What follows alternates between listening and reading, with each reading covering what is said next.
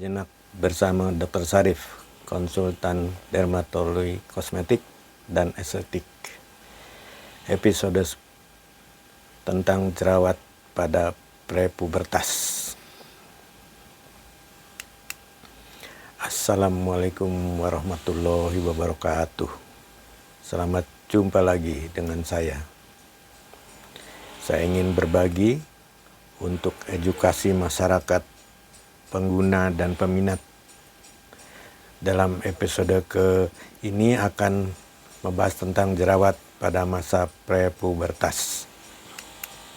Ada pesan untuk pemirsa, saya akan membahasnya dalam bahasa awam, menjauhkan sebanyak mungkin istilah medis, dan tentu mohon maaf bila ada pemirsa yang lebih ahli, bila ada kata atau istilah yang salah atau kurang pas. Masa sebelum pubertas adalah masa sebelum remaja. Menurut WHO, umur remaja sekarang 10-20 tahun, maka masa prepubertas adalah masa umur di bawah kira-kira 10 tahun.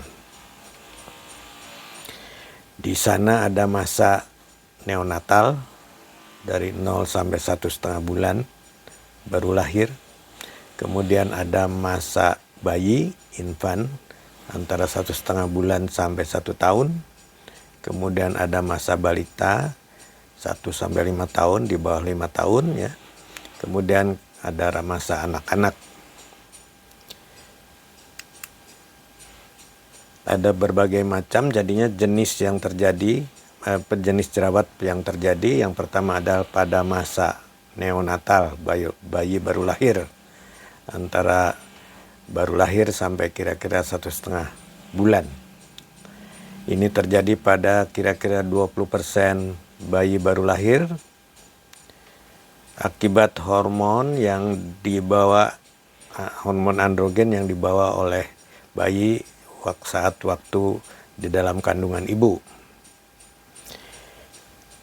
Cukup dengan perawatan kulit bayi biasa, mandi air hangat, kuku dan sabun bayi, tentunya diharapkan akan segera pulih kembali, artinya hilang tanda-tanda jerawat tersebut. Kemudian pada masa bayi, infant, umur 1,5 bulan sampai 1 tahun, ada gejala timbul bintik lebih besar, komedo di pipi dan bisa mungkin saja bernanah. Tapi jarang terjadi ini, dan kita menjumpai sedikit sekali kasus, dan bayi laki-laki biasanya lebih banyak terjadi daripada bayi perempuan. Biasanya ringan, jarang sedang ataupun berat, dan ini mungkin akibat hormon yang meninggi atau kosmetik pelembab yang diberikan kepada bayi yang mungkin berlebihan. Kemudian jerawat pada masa balita dan masa anak-anak. Pada masa balita lebih jarang terjadi, tapi pada masa anak-anak lebih dari 5 tahun lebih sering terjadi. Gejalanya mirip gejala pada jerawat pada remaja. Dalam kondisi lebih awal tentunya mungkin ada bintik-bintik kecil, komedo, kemudian papel-papel di pipi atau keningnya. Penyebabnya adalah hormonal yang prepubertal lebih banyak dari biasanya, ataupun kosmetik yang seperti tadi yang lebih banyak minyak dioleskan ke anak-anak, atau ada kemungkinan juga dulu banyak junk food, ya makanan-makanan yang banyak kalori dan banyak minyak, ataupun hormon pada anak-anak yang lebih dini terjadi kenaikannya daripada biasanya. Kemudian juga ada pemikiran tentang hubungannya dengan obesitas yang terjadi pada anak-anak di bawah umur remaja yang lebih banyak terjadi pada masa kini. Penata laksanaan perlu pemikiran lebih terhadap kulit yang masih tumbuh kembang ini, baik dari perawatan maupun terapinya. Perawatan seperti biasa tentunya pada anak-anak sama dengan perawatan pre-remaja umumnya. Kemudian juga kita harus memikirkan dietasi, jangan sampai berlebihan, terutama junk food yang banyak kalori dan lemaknya itu. Pengobatan harus dilakukan secara profesional oleh tenaga medis yang kompeten.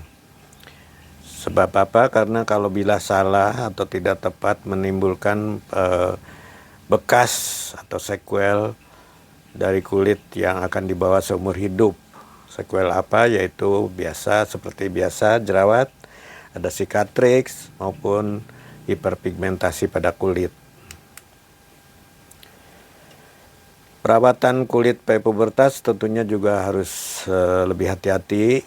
Lihat tayang episode saya sebelumnya, yaitu episode ketiga kalau tidak salah, merawat kulit bagi bayi dan anak-anak.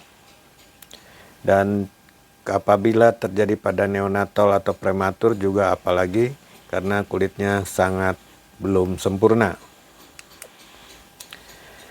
Kesimpulan yang bisa diambil untuk pulang ke rumah yaitu, pertama, jerawat bisa timbul pada bayi baru lahir atau neonatal, jangan kaget, atau bayi atau infant atau balita, atau bahkan pada anak-anak sebelum prepubertal. Jadi jangan kita kaget ini apa.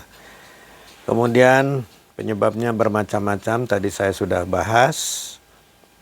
Ada yang hormonal, ada yang makanan, ada yang kosmetik juga harus kita cegah sebaik-baiknya. Ada yang hilang sendiri tanpa obat, hanya dengan perawatan kulit biasa. Ada yang juga harus diobati juga, tentunya dengan lebih hati-hati oleh tenaga medis yang kompeten. Karena kondisi kulitnya yang masih tumbuh kembang, jadi jangan sampai terjadi salah terapi atau terlalu agresif terapinya, sehingga nanti ada bekas, sequel dari kulit anak-anak tersebut. Dan tentunya saya mengharapkan juga tenaga medis yang profesional, yang kompeten untuk pengobatan yang mungkin diperlukan kalau perawatan tidak menghasilkan aspek perbaikannya. Terima kasih atas perhatian Anda. Jangan lupa bila berkenan tekan like, share ke teman-teman yang lain, subscribe bila belum, dan tekan lonceng bila ada. Sampai jumpa di episode berikutnya dengan topik tentang kesehatan dan kecantikan kulit yang lain. Salam sehat.